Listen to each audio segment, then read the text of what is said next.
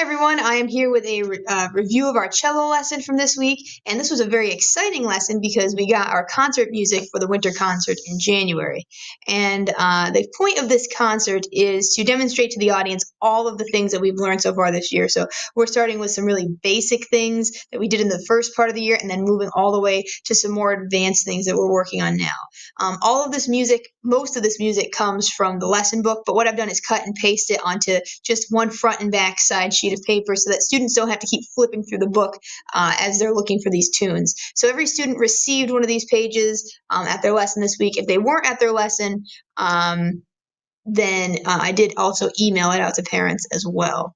So what we have here, what we're going to do right now is go through the things that are review, just talk about them, and then play some of the new things. So we have tunes using open strings. This was from the very beginning of the year, and this should be pretty easy for most students at this point. No fingers, just open strings. This was from the first couple of weeks of lessons. The one new thing is bow directions, so you can practice adding the bow directions in. But 5, 6, and 7 should be pretty simple for most students. Then we have tunes using one finger and open string. So this is back in October when we started adding fingers to the D string. So we have G and D tune, which is 4 fingers on the D string and open D. We have F sharp and D tune, 3 fingers and open D. E and D tune, 1 finger and open D. Okay, so that's 10, 11, and 12. And again, I always like to see students go back and play these, and it's amazing to see the reaction because they normally say, this was so hard when I first started doing it, and now it's easy. And I love to see that. So take some time to go back and review those as well. Now we're getting to something that is sort of new. We did actually have this as a assignment one week, but we didn't spend a lot of time on it. So number 22, hop around on D, I would like to take some time to look at it right now. Okay, let's start by looking at just the first 2 measures and reading the note names. So we have D, E, D, E, A, A, A. And you're probably thinking that this is kind of simple so far because most of those notes are open strings, right? The D and the A are open strings. The only one note that we have is E, and that's 1 finger on the D string. So this is what those first 2 measures will sound like.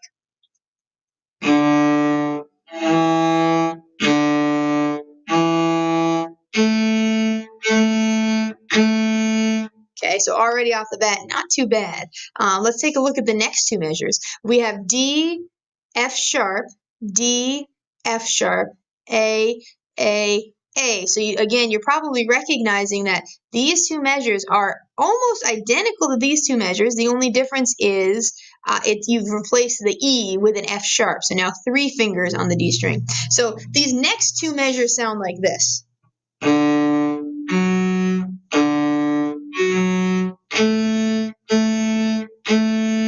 Okay, and if I were to put all 4 measures together, this is what it would sound like from the beginning.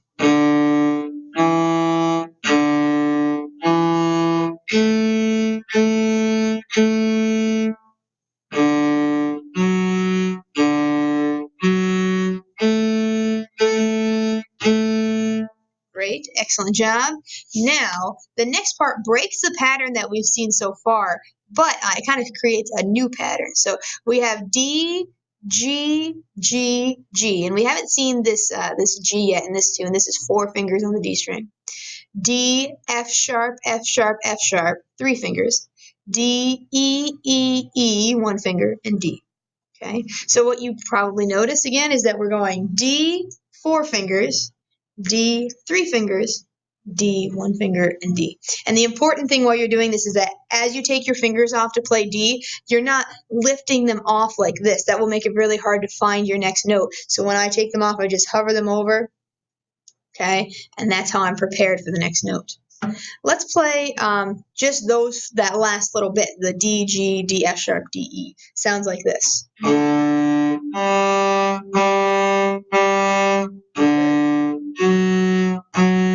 Just hover over. And of course, while you're doing all of this, make sure that you have a beautiful bow hold, that you're playing in the sweet spot, that you have nice curved round fingers, that your thumb's back where it's supposed to be. All of those things that we've learned so far apply to all of these tunes. So now let's play 22, hop around on D all the way through. If you have your cello, you can play along with me, or you can just listen and then try it later. Here's what it sounds like.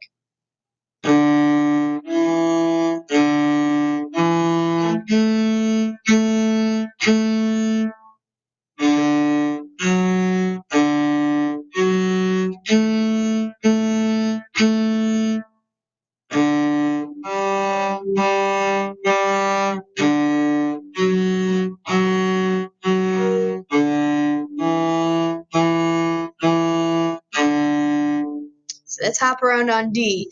Not too bad if you recognize those patterns, but again, there's kind of a challenge to it because the notes are skipping around. So take some extra time to look at that this week.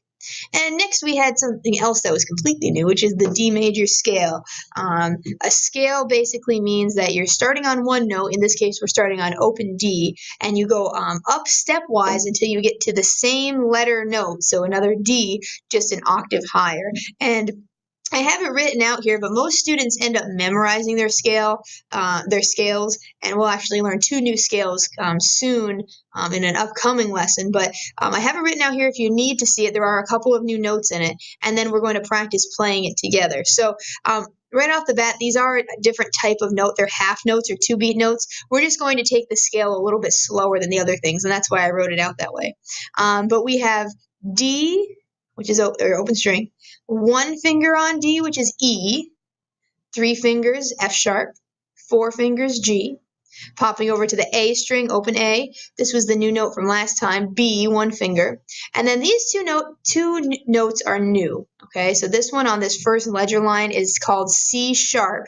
If you kind of were following along with the pattern from before, this one will be 3 fingers on the A string. And then I said that we had to start and end on D for a D major scale. So this highest note right here is called D. This is 4 fingers on the A string. Okay, so that's a high D, kind of like how we have an open G string and then 4-finger G. We also have an open D string and 4-finger D as well. Okay, so here's what this is going to sound like all the way up. And again, it's completely a pattern. You just start on your D string and you go 1, 3, 4, and then you go to A and go 1, 3, 4. Okay, this is what it sounds like.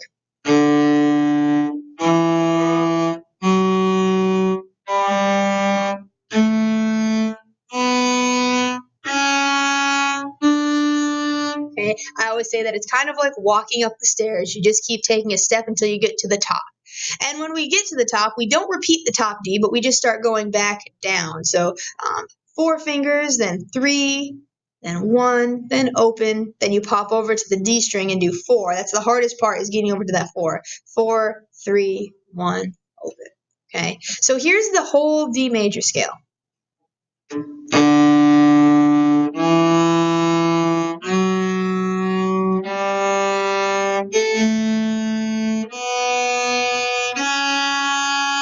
Back down.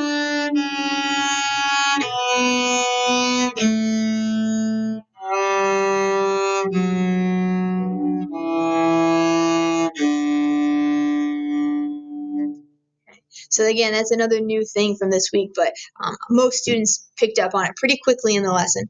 The last thing on this sheet is Twinkle, Twinkle, Little Star, which we spent a lot of time on last week, and most students did a really good job with it. Some might need some extra time on it this week. This is a tough one that takes some students 2 weeks to really get down. But this is probably one of the more challenging things that we're playing in the concert, because it's what we just did in lessons. So again, let's just review here what we have on this sheet.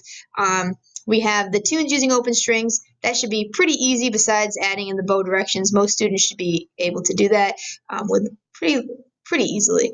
Then the tunes using 1 finger and open strings. Again, mostly your review. Make sure that you're having a good tone, using a good bow hold while you're playing, and that your fingers are in the correct spot. Number 22, hop around on D, is new. Take some time to work on that. The D major scale is new. Take some time to work on that. And then a review of Twinkle, Twinkle, Little Star. And the other thing we're performing in the concert is the Peru Blue Boogie, so you can keep working on that as well. Okay, so take some time, review the things you need to review. You can go back and watch old videos if you need to, and then spend some extra time on the things that are new and challenging. Okay, the goal is to be able to play through everything without stopping in between. Well, each line you should be able to play all the way through it without stopping, or each exercise all the way through without stopping, because we'll be doing it as a big group with lots of students together. So the goal is to be very comfortable with all of this music. So happy practicing, and I'll see you at our lesson next week.